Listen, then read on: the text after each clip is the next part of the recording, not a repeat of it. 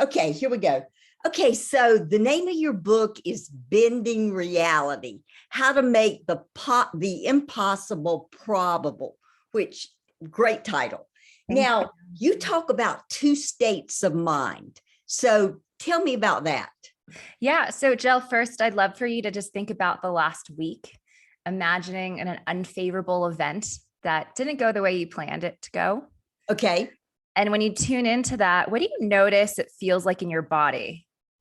That my body is restrictive. I feel it in my stomach. I feel kind of a knot. Yeah, good. Yeah. So this is the first state that I call contraction. And I Yes. find that a lot of my clients, particularly entrepreneurs, often live from here. This is when we're, have our impending doom generator. We're wondering what can go wrong, what if scenarios.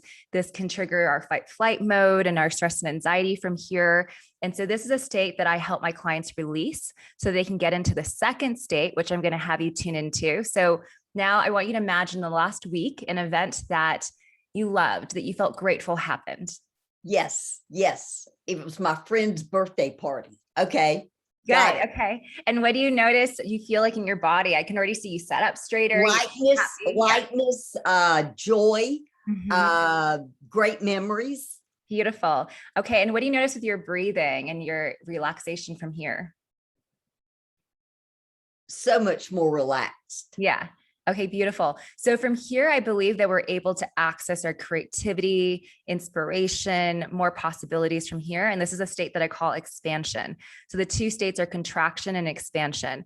And I help and support my readers and clients to learn how to cultivate expansion so it becomes their default state, from which I believe you can bend reality from here. I love that. So expansion becomes the default state. So what you're saying is we need to live in the space of expansion as much as we can. Absolutely. Correct? And when we catch ourselves in the other state, what is it? The constriction state? Yeah, contraction. Contraction state. We need to recognize we are in that and try to shift over, correct? Exactly. Okay. Exactly. So, tell me about the zone of genius. Yes.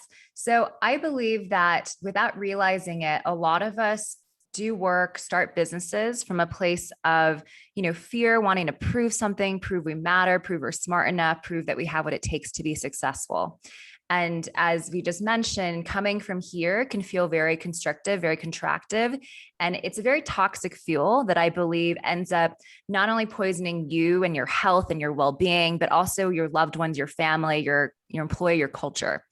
And so one of the things that I guide the readers to do in the book is to start to learn how to connect to more expansive fuels, such as your zone of genius, such as your mission, such as your values, such as things that you love to do and that feel like play for you. And so one of the things that one of the characteristics of your zone of genius is that it feels like play. Just as a kid, you didn't have to be motivated to play. When you're in your zone of genius, it feels like you're just having fun, kind of the way an athlete has fun playing the game or an engineer has fun problem solving. If you're a singer, you might have fun singing, like whatever it is, it feels like fun and play for you. This is one of the most sustainable, energizing fuels that will not burn you out, will just actually keep you re-energized. And another characteristic of this is that it will feel like a 10 for you. And so that's one of the things that I recommend my clients and readers do, is to start thinking about what are the activities that on a scale of 1 to 10 really light me up at a 10.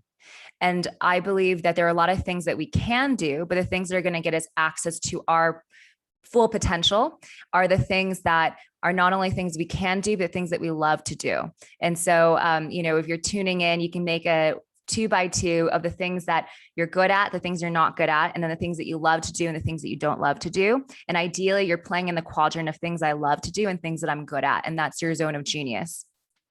So what do you do with the things you don't like to do and that don't feel playful? Do you try to delegate those things? It's a great question. So if you can, I believe the best thing to do is to delegate them, because when you are letting the things you don't love dilute your energy down, then you don't even have your full potential for the things that require your genius work.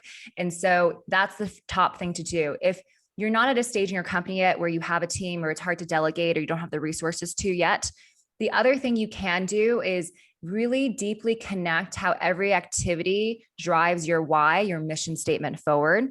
I believe if you can't connect something back to your mission or your sense of values, then it will just deplete you.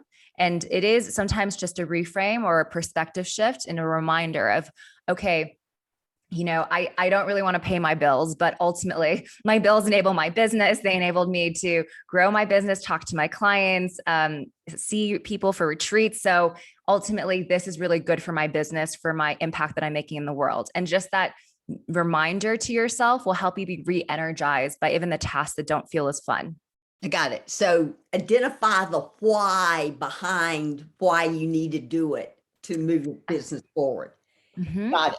Okay. Talk to me about having a playbook. What does that mean? Yeah. So a lot of clients initially come to this work or hire a coach because they want a playbook. They want to know, how did Airbnb do it? How did Facebook do it? How did Uber do it? How did Google do it? And I believe that a playbook is helpful as guidance, but anytime you try to mimic or copy what someone else has done, I think you limit yourself to what I call local maximum. Oh, I love that term, local Yes. maximum. I'm here in Park City right now. And when I'm hiking, it's like a local maximum is the tallest mountain I can see from where I'm standing. And it's easy for me to be like, oh, that's the tallest mountain. If I climb that mountain, I'll climb the tallest mountain in the world. But it's just from where I'm sitting. It's my local maximum. And that is, I think, the trap that a lot of entrepreneurs find themselves in, is they try to copy, learn how to Bill Gates do it, how did Mark Zuckerberg do it, and try to be like them. And that ends up making you maybe a little bit better than you are currently, but it won't help you realize your full potential, which is unique to you. And so one of the things that I help my clients do is, how do you create your own playbook? How do you actually start to look out and find your global maximum, which is something that maybe the world has never seen before? Maybe it's a completely new paradigm that's going to come from you uniquely. I got it. That's interesting. Why doesn't manifesting work? Yeah, I think the word manifesting is often thrown around in the spiritual realm or in the self-development realm. And I think it can bypass a lot of what's actually required to manifest things. It's easy to sit back and think, okay, I'm just going to visualize. But as we know, that you need your actions, for instance, to be involved. But more importantly than just having your actions aligned with your thoughts and your feelings, one of the things my book focuses on is, how do you cultivate the feeling state of expansion in your body? Because I believe that until we can cultivate expansion, you can't make any of your manifestations or dreams come true. Oftentimes I see people go after their dreams while thinking, I don't have what it takes. I think I'm going to fail. I don't think this is going to work. And it's like, why even bother? You're already kind of screwed before you even start. And so the way to really create your dreams, or to increase your probability of success, is to think, okay, if my outcome is, say, in this case, I want to be a successful book author, I have to check my thoughts and think, okay, are my thoughts limiting me? Like, I'm not a good writer. What are people going to say? What if people don't like my book? Or are my thoughts like, I have an important message. I want to reach as many people as possible. I think this is going to really serve the world. I feel like I have what it takes to do this. And then similarly, I check my feelings. Are my feelings ones of fear, where I'm like, oh my God, I'm almost immobilized, I can't take action? Are they ones of guilt? Like, gosh, I keep beating myself up. I could have done more. I could have done more. I should have done that. I should have done that. Or are my feelings ones of excitement, joy, gratitude, courage? So I have to check my feelings, because these feelings of courage and trust, again, let us access expansion.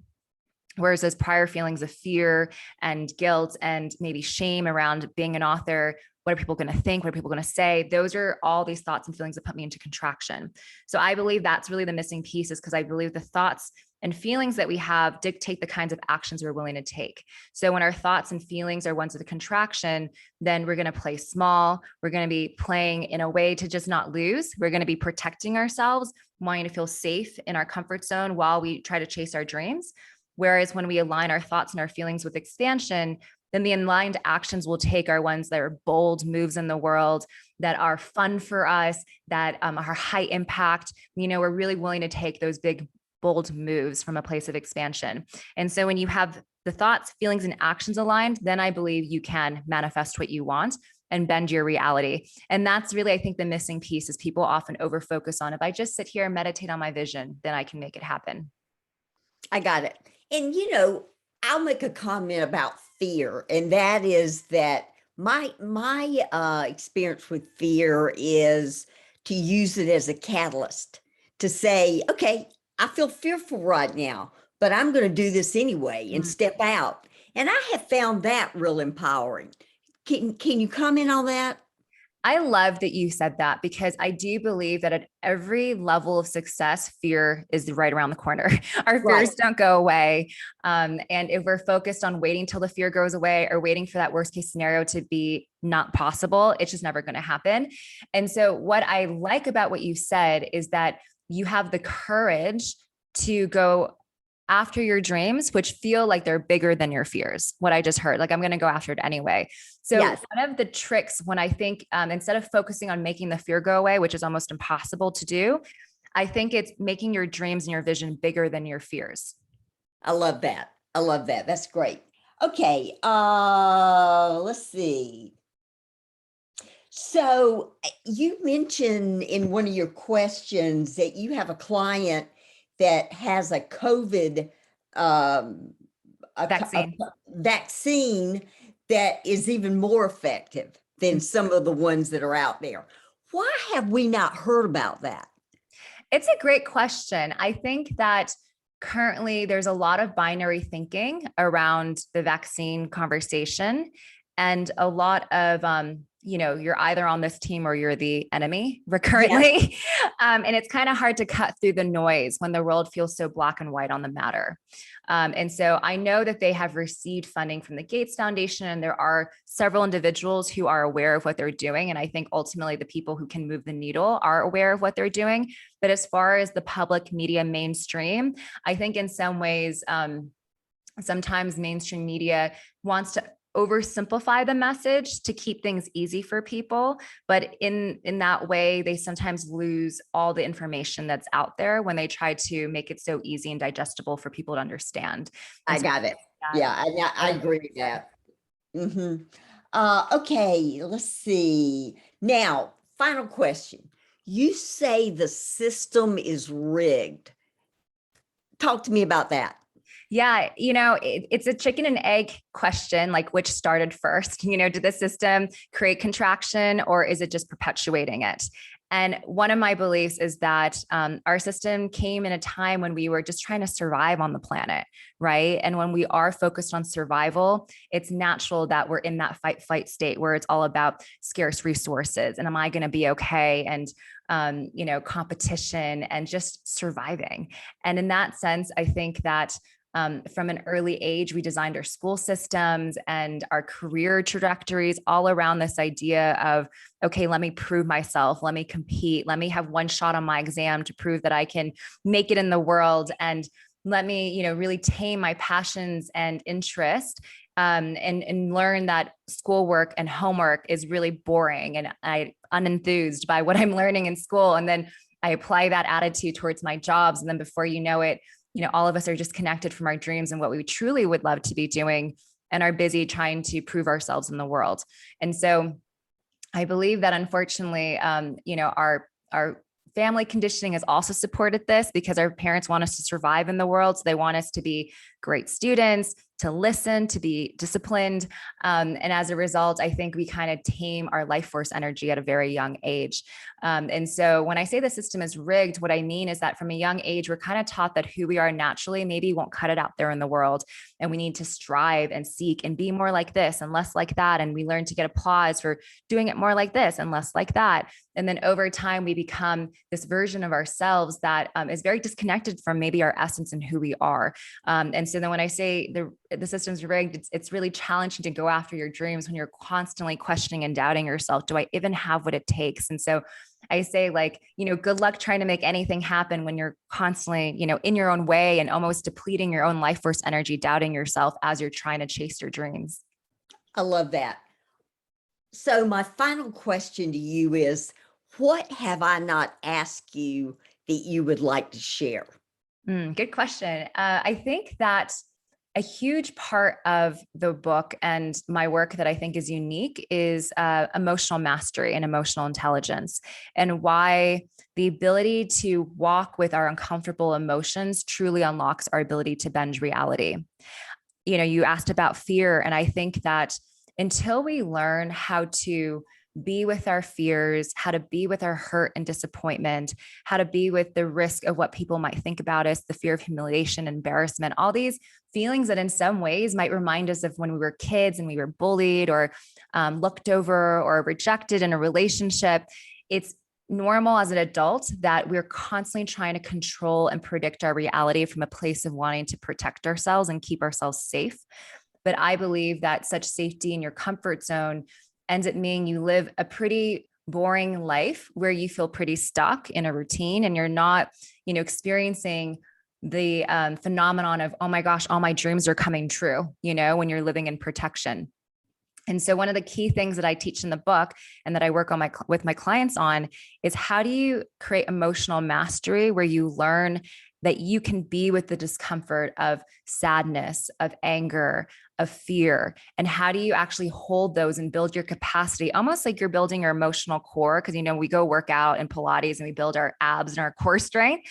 I believe that a lot of my clients and the readers are learning to build their emotional core, because if you can build your emotional core, then all of a sudden there are no people or situations you're trying to avoid from happening. You're no longer living in safety or protection of things happening, which is when I believe you start to access the quantum field of possibilities, the ability to bend reality, the ability to make things that come true that don't even make sense to your logical mind.